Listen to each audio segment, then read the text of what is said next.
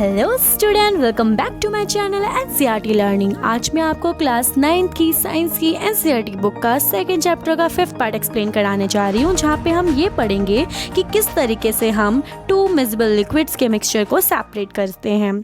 सो यहाँ पे 2.8 की एक्टिविटी हमें यही बताएगी। तो let us try to separate acetone and water from the mixture. So हमें क्या करना है, एसीटोन और वाटर के मिक्सचर को लेना है एंड हम उसी पे क्या करेंगे, हम इस प्रैक्टिकल को, इस एक्टिविटी को करेंगे। Take the mixture of distillation flask. हमें क्या करना है, डिस्टिलेशन फ्लास्क में इन दोनों के मिक्सचर को डाल देना है। Fit it with a thermometer and उस डिस्टिलेशन फ्लास्क पर आपको क्या लगाना है, थर्मामीटर फिट करना है। And arrange the apparatus as show in the figure 2.9। आपको क्या करना है, इन अपार्टस को अरेंज करना है। अभी अपार्टस मतलब क्या होता है, जो भी आप इंस्ट्रूमेंट यूज़ करते हो अपने प्रैक्टिकल लैब में, उन सबको अपार्टस कहते हैं। तो इन सब चीज़ों को आपको जैसे इस डायग्राम में दिख रहा है, आपको इस तरीके से उसको सेटअप कर देना है। ओके, एंड आगे इसमें क्या बोला जा रहा है, हीट करना है हमें मिक्सचर को slowly, keeping a close watch at the thermometer. हमें क्या करना है, इसको मिक्स करके स्लोली गर्म करना है इन मिक्सचर को, एंड उसके बाद आपको थर्मामीटर से उसे चेक करते रहना है। द एसीटोन वेपराइज्ड, आप क्या देखेंगे आगे जाके कि एसीटोन जो है वेपराइज्ड होने लगता है and condense in the condenser. उसके बाद क्या होगा कि ये जो कंडेंसर होता है, कंडेंसर ये होता है, इस कंडेंसर में जाके जैसे ये जो एसीटोन है, एसीटोन यहाँ पे वेपराइज्ड होगा, वेपराइज्ड होके इस वाली नली से होते हुए आएगा एंड ये आएगा आपका कंडेंसर, वाटर कंडेंसर। तो वाटर कंडेंसर में जाके ये क्या होगा, कंडेंस होगा। कंडेंस मतलब क्योंकि इवेपोरेशन होने पे ये क्या हो जाता है, ये गैस की फॉर्म में आ जाता है। बट हमें तो एसीटोन लिक्विड फॉर्म में चाहिए, तो उसे लिक्विड फॉर्म में करने के लिए, किसी भी गैस को लिक्विड फॉर्म में करने के लिए हमें क्या करना होता है, उसे कंडेंस करना होता है। ठीक है, अगर हम ठंडा कर देते तो वो क्या हो जाता है, वो लिक्विड फॉर्म में आ जाता है। सो इसी वजह से इसमें क्या होगा कि जो कोल्ड वाटर है उसे हम यहाँ से अंदर भेजेंगे एंड यहाँ से क्या होगा कि वाटर जो है बाहर आ जाएगा। एंड ये जो कोल्ड वाटर होगा, इस कोल्ड वाटर का ये इफेक्ट पड़ेगा कि जो गैस होगा, गैस इसके कांटेक्ट में आएगा, इसके कांटेक्ट में आती है किस में फॉर्म हो जाएगा, चेंज हो जाएगा, लिक्विड फॉर्म में चेंज हो जाएगा। एंड लिक्विड फॉर्म में चेंज होते ही एसीटोन जो है हम उसको एक अलग से कंटेनर में इकट्ठा कर सकते हैं। सो आपको ये समझ में आ गया होगा। तो इसी तरीके से यहाँ पे लिखा है कि कंडेंस करेंगे इन अ कंडेंसर में and can be collected from the condenser outlet. और हम इसको क्या कर सकते हैं, आउटलेट, कंडेंसर आउटलेट से हम इसको कलेक्ट कर सकते हैं। And water is left behind the distillation flask. उसके बाद क्या होता है कि यहाँ पे जब एसीटोन इस पूरे फ्लास्क में से निकल जाएगा, ये जो फ्लास्क है, इस फ्लास्क में से जब एसीटोन निकल जाएगा तो इसमें सिर्फ क्या बचेगा, वाटर बचेगा, क्योंकि ये तो मिक्सचर है एसीटोन और वाटर का। तो हम यहाँ पे इजीली क्या कर सकते हैं, सेपरेट कर सकते हैं। यहाँ पे हमारे पास वाटर बच जाएगा और यहाँ पे हम कलेक्ट कर लेंगे किसको, एसीटोन को। ये इसके बाद क्या है, यहाँ पे ये हम पढ़ चुके हैं कि वाटर जो है बिहाइंड द डिस्टिलेशन फ्लास्क। यहाँ पे क्या बचेगा, डिस्टिलेशन फ्लास्क में हमारा वाटर ही बचेगा। आई होप आपको ये समझ में आ गया होगा। आगे बढ़ते हैं। अब हम यहाँ पे क्या पढ़ने जा रहे हैं, इसकी क्वेश्चन आंसर पढ़ने जा रहे हैं। पहला है, what do you observe as you start heating the mixture. आपने क्या ऑब्जर्व करना शुरू किया जब आपने हीट करना शुरू किया था इस मिक्सचर को। हमने देखा कि जो इसमें एसीटोन है वो वेपोराइज्ड होने जा रहा है। वेपोराइज्ड मतलब वाष्पीकरण हो रहा है, इसका हवा में उड़ रहा है ये तो भाप बन के। आगे बढ़ते हैं। At what temperature does the thermometer reading become the constant for the some time. किस टेम्परेचर पर थर्मामीटर का जो रीडिंग होता है वो क्या होता है, कांस्टेंट होता है। आंसर इज़ जब टेम्परेचर 56 डिग्री सेल्सियस होता है तब थर्मामीटर की रीडिंग जो होती है वो कांस्टेंट हो जाती है। What is the boiling point of the acetone. Acetone का बॉइलिंग पॉइंट क्या होता है भाई, अभी तो हमने पढ़ा कि कौन से उस पर टेम्परेचर पे ये कांस्टेंट था, थर्मामीटर का रीडिंग 56 डिग्री सेल्सियस पे था। एसीटोन का बॉइलिंग पॉइंट भी क्या है, 56 डिग्री सेल्सियस है। ऐसा हम इसलिए कर रहे हैं क्योंकि जो एसीटोन है, एसीटोन जो होता है वो उसका बॉइलिंग पॉइंट कम होता है, और जिस चीज़ का बॉइलिंग पॉइंट कम होगा हम उसको क्या करेंगे, ईजिली वेपराइज कर सकते हैं, वेपराइज करके अलग कंटेनर में इकट्ठा कर सकते हैं। इससे क्या होगा कि जो भी लिक्विड होंगे मिक्सचर, उसको हम क्या कर पाएंगे, ईजिली सेपरेट कर पाएंगे। तो कम बॉइलिंग पॉइंट वाले को पहले क्या कर दिया जाता है, वेपराइज किया जाता है कम टेम्परेचर पे। Okay, so now the last question is, why do the two component separate. हम दो कॉम्पोनेंट को सेपरेट क्यों करते हैं। तो ओवेज हम किसी भी टू कॉम्पोनेंट्स को सेपरेट इसलिए करते हैं ताकि हम यूजफुल कॉम्पोनेंट्स को नॉन यूजफुल कॉम्पोनेंट्स से क्या कर सके, सेपरेट कर सके, अलग कर सके। आगे हम बढ़ते हैं। So this is the called distillation method. इसी को हम क्या कहते हैं, डिस्टिलेशन मैथड कहते हैं। It is used for a separation, ये सेपरेशन के लिए यूज़ होता है of the components of a mixture, उन मिक्सचर के कंपोनेंट्स को जिसमें कंटेन होते हैं two miscible liquids that boil without decomposition, जो उबलते हैं बिना डिकम्पोजिशन हुए, डिकम्पोजिशन यानी कि बिना ही वेपराइज्ड हुए, and have a sufficient difference in their boiling point, और इनके बॉइलिंग पॉइंट में सफिशिएंट क्या होता है, डिफरेंस होता है। एंड डिफरेंस का मतलब ये है कि अब मैंने जैसे कि आपको बताया कि जो एसीटोन होता है उसका 56 डिग्री सेल्सियस होता है, एंड जो वाटर होता है उसका 100 डिग्री सेल्सियस होता है बॉइलिंग पॉइंट। सो बॉइलिंग पॉइंट में इनके डिफरेंस क्या है, ज़्यादा हैं, और जब भी हमारे पास डिफरेंसेस ज़्यादा होते हैं तो क्या होता है, हम किसको यूज़ करते हैं, हम डिस्टिलेशन मेथड को यूज़ करते हैं। टू सेपरेट करने के लिए मिक्सचर ऑफ 2 और मोर मिक्सिबल लिक्विड्स, अब हम क्या कर सकते हैं कि इस 2 या 2 से ज़्यादा लिक्विड्स को जो मिक्सिबल होते हैं उन लिक्विड्स को सेपरेट करने के लिए, मगर जिनका डिफरेंस जो होता है boiling point is less than 25 kelvin. इसका मतलब क्या है कि अगर आपको ऐसे 2 कंपोनेंट्स को सेपरेट करना है जिनका बॉइलिंग पॉइंट जो है वो 25 केल्विन से कम है, या फिर हम यहाँ पे ये भी कह सकते हैं 25 डिग्री सेल्सियस से कम है, तो उसके लिए हमें क्या यूज़ करना होता है, fractional distillation process is used. हम क्या करते हैं उसमें यूज़, फ्रैक्शनल डिस्टिलेशन। एग्जाम्पल के लिए अब हम फ्रैक्शनल डिस्टिलेशन प्रोसेस कहाँ यूज़ करते हैं, सेपरेशन करने के लिए डिफरेंस गैसेस को फ्रॉम एयर से। आगे उसमें और क्या है, fractions from a petroleum products, और जो पेट्रोलियम प्रोडक्ट्स की भी जो अलग अलग चीज़ें होती हैं उनको भी सेपरेट करने के लिए क्या होता है, हम यही मेथड यूज़ करते हैं। कौन सा, फ्रैक्शनल डिस्टिलेशन का।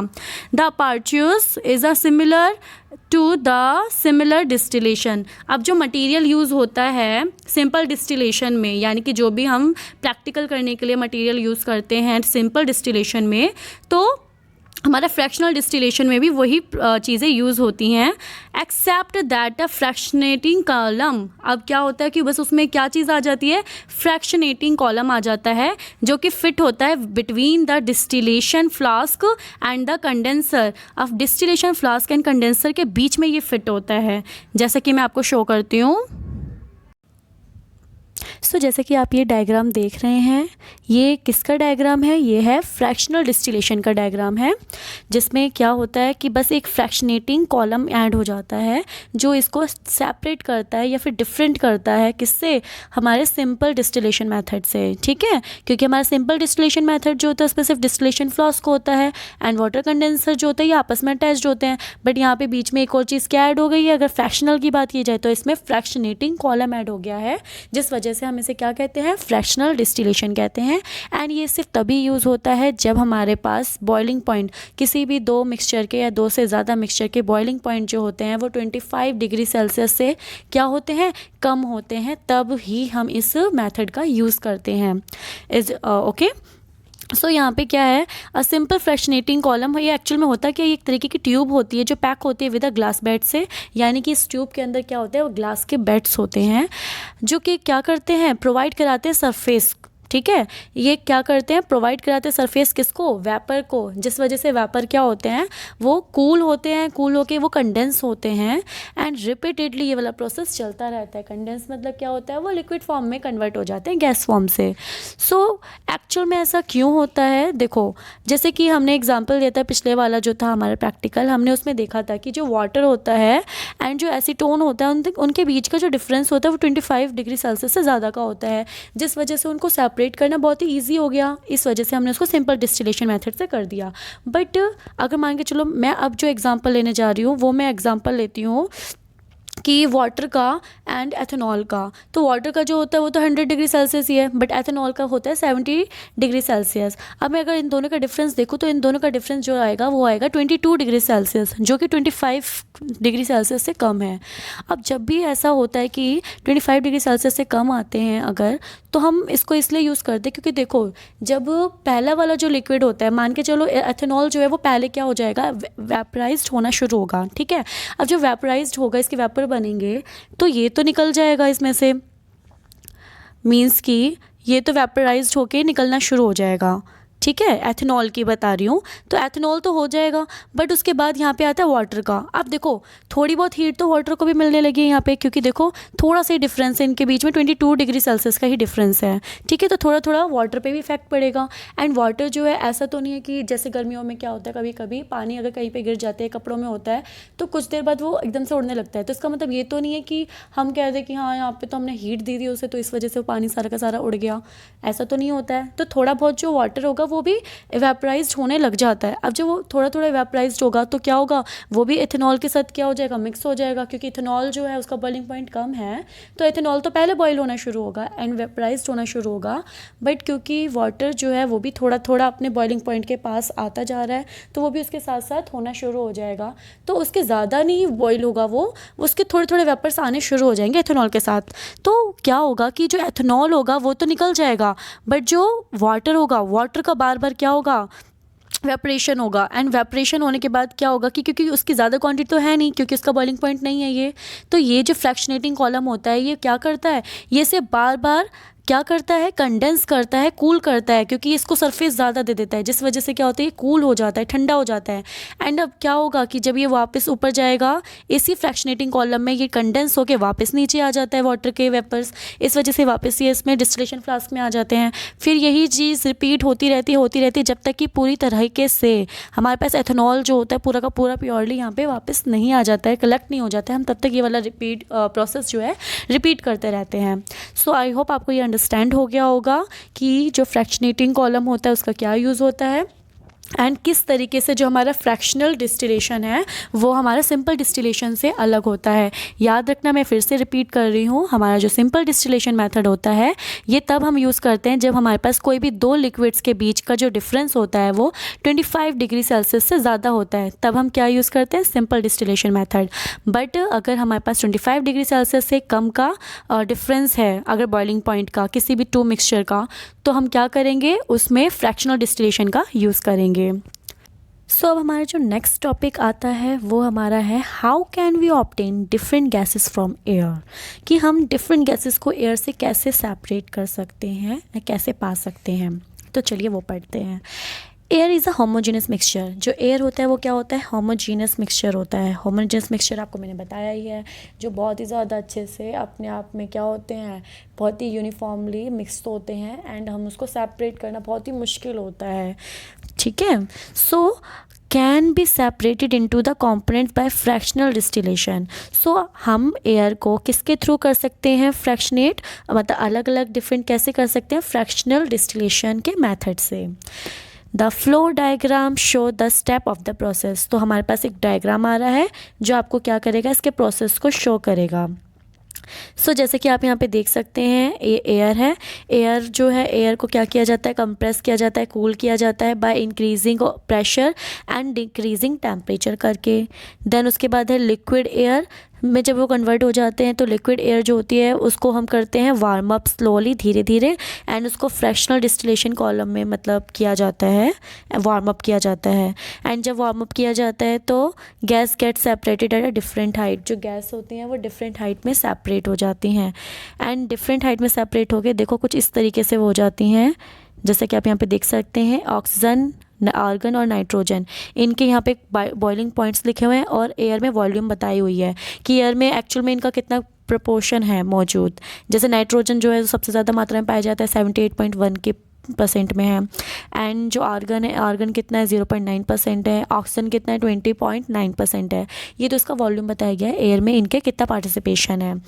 अब इसके बॉइलिंग पॉइंट पे आते हैं, तो देखो बॉइलिंग पॉइंट जो है ऑक्सीजन का कितना है, -183 डिग्री सेल्सियस है। आर्गन है 186 डिग्री सेल्सियस, एंड नाइट्रोजन जो है -196 डिग्री सेल्सियस। सो आप यहाँ पे देख सकते हैं कि इस तरीके से क्या हो जाते हैं, सेपरेट हो जाते हैं। एंड यहाँ पे आपको पता चलना चाहिए कि जो सबसे ज़्यादा, देखो सबसे कम जिसका बॉइलिंग पॉइंट होता है वो यहाँ पे क्या है, नाइट्रोजन है, एंड जिसका सबसे ज़्यादा बॉइलिंग पॉइंट होता है वो कौन है, ऑक्सीजन है। क्योंकि आपने माइनस वगैरह वाला पढ़ा ही होगा, जैसे जैसे माइनस में यूनिट चीज़ें जो हैं बढ़ती जाती हैं वो क्या होता है, उतना ही छोटा होता रहता है। ठीक है, एंड जितना ही उसमें कम होते रहते हैं उतना ही वो बढ़ता रहता है। तो यानी कि सबसे ज़्यादा जो होगा बॉइलिंग पॉइंट वो किसका होगा, ऑक्सीजन का होगा। सो अब हम नीचे बढ़ते हैं। नीचे यहाँ पे क्वेश्चन हमसे क्या पूछे जा रहे हैं, नीचे इस क्वेश्चंस को पढ़ने से पहले इसको भी पढ़ लेते हैं। If we want oxygen gas from air, अगर हम ऑक्सीजन गैस को चाहते हैं एयर में से, सो यहाँ पे एग्जांपल्स के लिए यहाँ पे बोला गया ऑक्सीजन गैस। ऐसा नहीं कि हम हमेशा ऑक्सीजन गैस को चाहें, हम यहाँ पे नाइट्रोजन गैस को भी ले सकते हैं, हम आर्गन को भी ले सकते हैं, बट हम यहाँ पे कुछ डायग्राम के थ्रू हम कुछ पढ़ेंगे, कुछ समझेंगे। तो यहाँ पे उन्होंने डायग्राम के थ्रू हमें हम फिगर 2.12 में हम ये देखेंगे कि हम किस तरीके से ऑक्सीजन को सेपरेट करते हैं। तो यहाँ पे उसके अकॉर्डिंग इन्होंने यहाँ पे बताया हुआ है कि अगर हमें ऑक्सीजन चाहिए एयर में से, तो we have a separate out all the other gases. तो हमें क्या करना होता है, जितनी भी गैसेस होती हैं उसको सेपरेट करना होता है, अलग करना होता है जो प्रेजेंट होती हैं एयर में। The air is a compressed by the increasing and pressure. So क्या किया जाता है, जो एयर होता है एयर को कंप्रेस्ड किया जाता है इंक्रीज़ करके प्रेशर, एंड उसे कूल किया जाता है डिक्रीज़ करके टेम्परेचर, एंड जिस वजह से हमें क्या मिलता है, लिक्विड एयर मिलती है। और यही लिक्विड एयर अलाउ करते हैं वार्म अप। हम इसे क्या करते हैं, वार्म अप करते हैं स्लोली फ्रैक्शनेशनल डिस्टिलेशन कॉलम में। सो फ्रैक्शनल डिस्टिलेशन कॉलम में हम इसे क्या करते हैं, थोड़ा सा वार्म अप करते हैं, जहाँ पे क्या हो जाती है, जो गैस होती है वो सेपरेट हो जाती है डिफरेंट हाइट में depending upon their boiling points. तो अपने बॉइलिंग पॉइंट्स के अकॉर्डिंग वो क्या हो जाती है, सेपरेट हो जाती हैं। सो यहाँ पे क्वेश्चन जो है वो क्या पूछा जा रहा है वो पढ़ लेते हैं। क्वेश्चन हमसे पूछ रहा है, arrange the gases present in the air. तो आपको अरेंज करना है गैसेस को जो प्रेजेंट है एयर में, increasing order of their boiling point. और हमें क्या करना है, इंक्रीजिंग ऑर्डर में अरेंज करना है उनके बॉइलिंग पॉइंट्स के अकॉर्डिंग। तो देखो सबसे पहला जो बॉइलिंग पॉइंट मैंने आपको बता ही दिया है, सबसे कम जिसका बॉइलिंग पॉइंट होता है वो होता है नाइट्रोजन। तो सबसे पहले आप लिखोगे नाइट्रोजन एंड उसका बॉइलिंग पॉइंट लिख दोगे, उसके बाद लिखोगे आर्गन एंड उसका बॉइलिंग पॉइंट लिख दोगे, एंड सबसे लास्ट में आप क्या लिखोगे, ऑक्सीजन जिसका बॉइलिंग पॉइंट सबसे ज़्यादा होता है एंड उसका आप लिख दोगे। ठीक है, सो इसका आंसर हो गया। एंड सेकंड क्वेश्चन क्या है, which gas form the liquid first as the air is cooled. So ऐसी कौन सी गैस है जो जब एयर कूल होता है तो उस टाइम पे वो क्या हो जाती है, लिक्विड हो जाती है। तो याद रखना कौन सी गैस होती है, वो होती है ऑक्सीजन। ठीक है, सो आगे बढ़ते हैं। सो जैसा कि आप यहाँ पे देख सकते हैं इस डायग्राम में, यहाँ पे क्या हो रहा है, सबसे पहले एयर को हम क्या कर रहे हैं, फ़िल्टर कर रहे हैं। क्या कर रहे हैं, हम एयर को सबसे पहले फ़िल्टर किया जाता है एंड उसके बाद क्या किया जाता है, जिससे क्या हो जाता है, अगर हम एयर को फ़िल्टर करते हैं तो जो डस्ट के पार्टिकल होते हैं वो रिमूव हो जाते हैं एयर में से। ठीक है, उसके बाद क्या किया जाता है, एयर को कंप्रेस्ड किया जाता है। ठीक है, और बहुत एयर अंडर प्रेशर, मतलब बहुत ज़्यादा प्रेशर लगा के उसे कंप्रेस किया जाता है, एंड जिसमें एयर जो होती है वो हॉट हो जाती है। ठीक है, सो आप यहाँ पे देख सकते हैं जैसे कि एयर जो है वो क्या हो गई है, हॉट हो गई है। उसके बाद हम क्या करते हैं, उसको फ्रीजिंग यूनिट पे भेजते हैं। किस में भेजते हैं, फ्रीजिंग यूनिट पे भेजते हैं। जैसे कि आप ये यूनिट देख रहे हो, ये क्या है, ये फ्रीजिंग यूनिट है। इस फ्रीजिंग यूनिट से पास करवाते हैं एंड यहाँ पे क्या होता है, जो ये जो एयर होती है इसे क्या किया जाता है, कूल किया जाता है। ठीक है, वो भी -200 डिग्री सेल्सियस पे, लगभग -200 डिग्री सेल्सियस पे हम इसे क्या करते हैं, ठंडा करते हैं, कूल करते हैं। एंड उसके बाद क्या किया जाता है, जो एयर होती है उसको हम क्या करते हैं, पास करवाते हैं किससे, सेपरेटर से। देखो आप यहाँ पे देख सकते हो, ये कूल एयर जो है यहाँ पे कंप्रेस होके जो एयर आई है वो सेपरेटर में जाके क्या की जाती है, इसको पास करवाया जाता है सेपरेटर में। एंड सेपरेटर में जब पास कराते हैं तो क्या होता है, जो कार्बन डाइऑक्साइड होती है वो सॉलिफाइड हो जाती है, मतलब थोड़ी सॉलिड सी हो जाती है। एंड उसके बाद क्या होता है कि वो सेपरेट हो जाती है, यही सॉलिड होके ड्राई आइस की फॉर्म में। जैसा कि आप देख सकते हैं यहाँ से क्या निकल रहा है, कार्बन डाइऑक्साइड जो है वो ड्राई आइस की फॉर्म में बाहर आ जाती है। ठीक है, एंड उसके बाद क्या होता है, ये जो लिक्विड ये जो गैसेस हैं ये कहाँ जाती है, एक्सपेंशन जेट में जाती हैं। कहाँ पे जाती है, एक्सपेंशन जेट में जाती हैं, जहाँ पे एयर को क्या किया जाता है, लिक्विफाइड किया जाता है। इसका मतलब क्या होता है कि जो एयर है वो किस में कन्वर्ट हो रही है, लिक्विड में कन्वर्ट हो रही है। फिर वो भी लिक्विड, वैसी वाली लिक्विड में नहीं, लिक्विड एयर में कन्वर्ट होती है। ठीक है, एंड उसके बाद हम क्या करते हैं, उसको वार्म अप होने के लिए फ्रैक्शनल डिस्टिलेशन कॉलम में भेज देते हैं। कहाँ पे भेजते हैं, फ्रैक्शनल डिस्टिलेशन कॉलम में इसको वार्म अप होने के लिए हम भेज देते हैं, जहाँ पे क्या होता है, कि जो नाइट्रोजन गैस होती है, सबसे पहले यहाँ पे देख रहे हो नाइट्रोजन आउट, फिर उसके बाद आर्गन आउट। तो सबसे पहले जहाँ पे क्या होता है, नाइट्रोजन गैस जो होती है वो सबसे पहले बॉईल होती है। वो भी अभी हमने थोड़ी देर पहले पढ़ा था कि जो नाइट्रोजन होता है उसका बॉइलिंग पॉइंट होता है -196 डिग्री सेल्सियस। तो ये सबसे पहले बॉईल होती है एंड सेपरेट हो जाती है। इसके बाद आती है बारी आर्गन की। आर्गन बॉईल होता है, वो कितने पे होता है, -186 डिग्री सेल्सियस पे। एंड ये भी फिर क्या हो जाता है, सेपरेट हो जाता है एयर में से। एंड एट लास्ट में कौन बचता है हमारे पास, लिक्विड ऑक्सीजन बचती है, जिसे हम क्या कर लेते हैं, कलेक्ट कर लेते हैं, जिसका सबसे ज़्यादा बॉइलिंग पॉइंट होता है। और इस तरीके से हम क्या कर सकते हैं, एयर को हमने क्या किया, ऑक्सीजन को सेपरेट कर दिया एयर में से। सो आई होप आपको ये वीडियो अच्छी लगी होगी एंड आपको अंडरस्टैंड हुआ होगा कि किस तरीके से हम सेपरेशन कर सकते हैं एयर के कंपोनेंट्स को।